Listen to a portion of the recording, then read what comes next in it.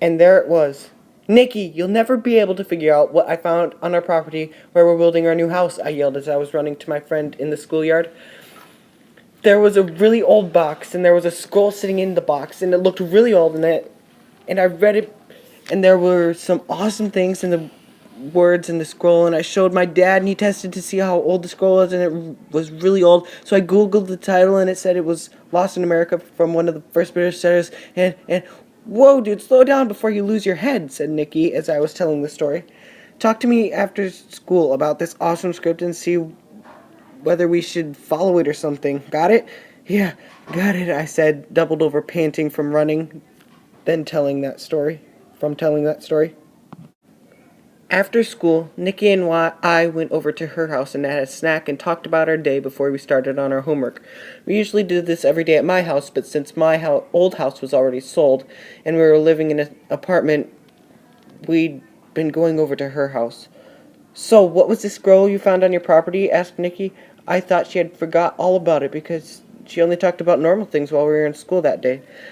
I just eventually gave up and decided not to tell her. "Oh yeah, I thought you'd never asked," I said. It was true. She never made the slightest hint to me during the day. "Yeah, you've got it in your backpack, right?" asked Nikki. "Let's read it." "Okay, here it is." Then I set it down on the table and spread it out. It read, The it scripture. To thou who finds the scripture, you are entitled to find it. Although to fulfill the prophecy, you must have a total of 4 persons. The it lies in the midst of Flora, and in the midst of Flora is Tabernacle. Inside Tabernacle is it. It will give you the greatest wealth in the world. In order to find it, you will need to be worthy of itself. It will give off one locator signal and can only be seen exactly 1 week after the signal is sent.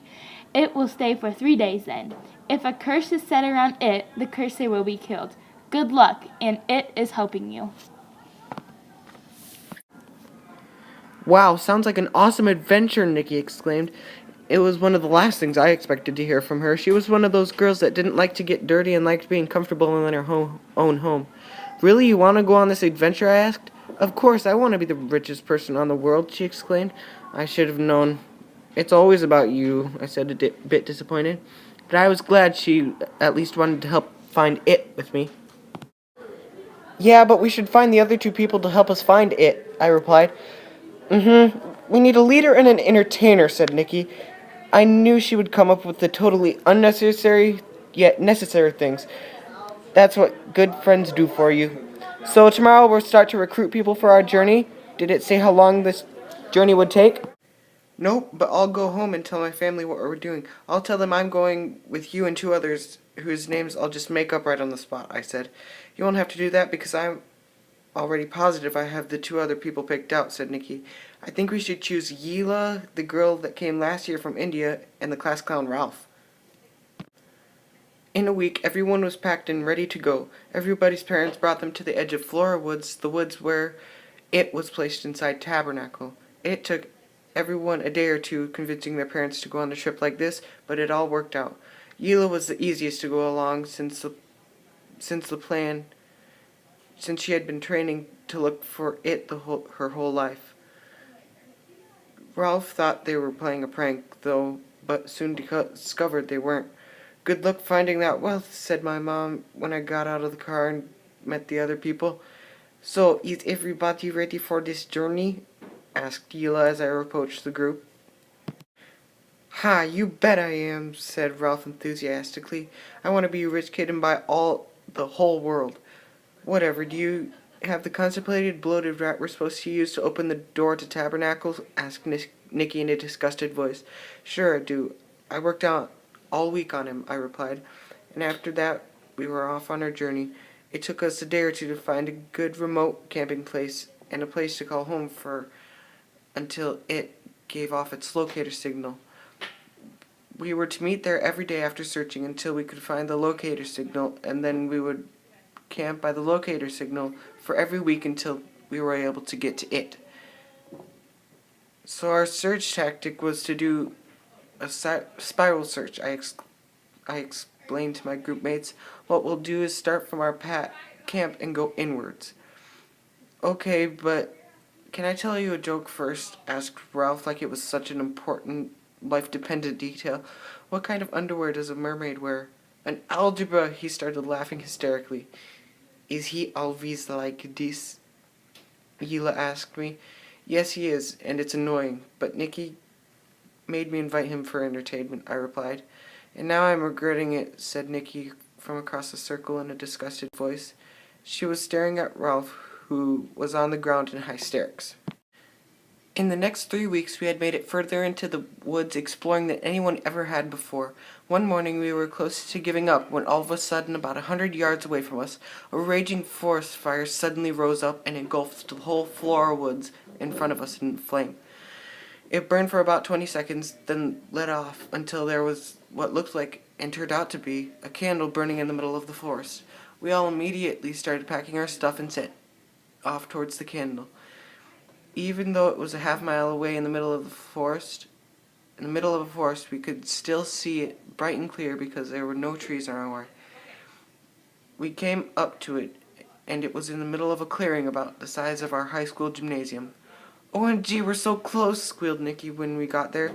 It only took us 5 minutes to travel the half-mile distance because we were so excited to find it and become the richest people in the world. Yes, we are, said Hila with a sense of pride in her voice. She was the first foreign person to know about it and find it. Yeah, but when is the thing going to show itself? Complained it. I'm tired and itchy and dirty and I want to go home and take a shower. Really, Ralph? Asked Nikki. Why don't you just go to the creek and take a bath there like I do? Come on, guys. We have to go restock on supplies. This is the last week we need to do this for. And then we're the richest people in the world, I explained to them. I didn't keep this bloated, constipated rat for nothing. Charles is right, said Hila. Come on, let's go find some food for us to eat. A week had passed, and we were finally ready for the tabernacle to show itself. We had all washed our nicest clothes and prepared our best for the coming of it. Then, where the flames still burned, there was a small point that came out of the turf. It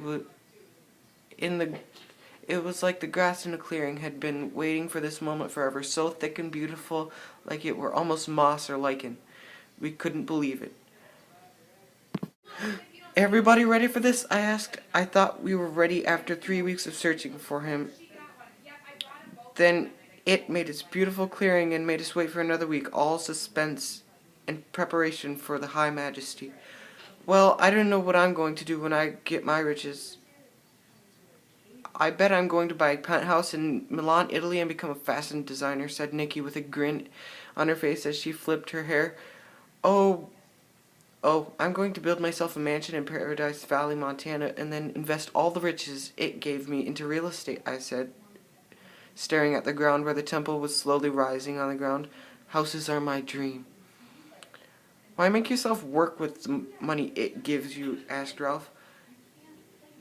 I'm just going to blow it all off on whatever I want. At that moment, he started to shiver violently and then shrivel up into a small pile of ashes. We all guessed it was a curse to it. Sometimes I hated to say it, but he was getting a little annoying. In a few minutes, there was a door that popped through the ground. We were still staring at Ralph as a wonderful fanfare came from the 10-foot cube structure standing in the middle out of the ground. They turned to tabernacle in surprise and heard the glorious music. Then I put our rat we named Joe by the door, and I shot it with the .22 gun I carried everywhere in case we got into trouble. The rat exploded and the door instantly shattered. I guess it wasn't as solid as it looked. We all gasped at the sight of tabernacle. It was so beautiful and covered with gold and silver, and embedded in every surface was the most beautiful gems. On the back wall where the small box sat was a small engraving. It said, "Welcome to it. You have made this long journey and have discovered its wealth. Your riches are all at your current dwellings. Charlie, I myself have completed your parents' house to their standards and likings. Your treasures are there. Thank you, and I am sorry for this curse spell had to kill your friend Ralph. I did not mean to do that." In the next few weeks, Nikki moved her whole family to Milan and hired tutors so her and her two siblings could continue to study. I found a nice 10 acres near Chico Hot Springs in Paradise Valley and had my 35,000 square foot mansion built in a hurry.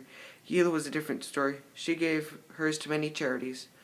Ralph's parents were still mourning over his death. I didn't think they would ever forgive us for letting their son die.